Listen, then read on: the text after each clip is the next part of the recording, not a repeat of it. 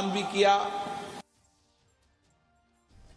Ka sorkar jela kele ban penbunyi jika sakai hak jela kenang ban pendap ya kijing dan kam hak tanah tourism ban yakren halor kijing jong kijing bom yok kam yok jam bat ban penbhai ya ke yok kekot ha ke jela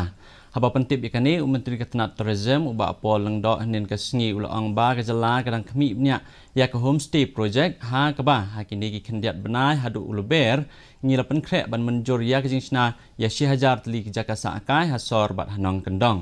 ya mentah haba penpa ya kijing sngoting halor kijing dawa bat ailat syuk ya ki kali asam ki bakit ya kinong wan jungok kai perthai ki bawan rung syapo ke jela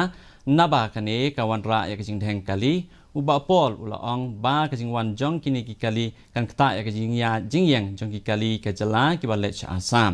ula kedauru ba kidang le kat bala banwat ya kilat ban penmi ki surok thamai ha ka baki kali asam kila banyat bej sa ki jaka kum ka sora klam dadon kamban rung ya kanong ba shlong da ka banrap bagi surok na umyam samolendap kadang don hapedeng ka jing shna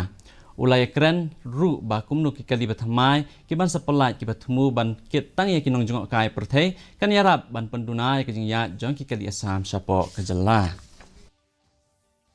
The homestay project, where in the next few months until March, the next fiscal year,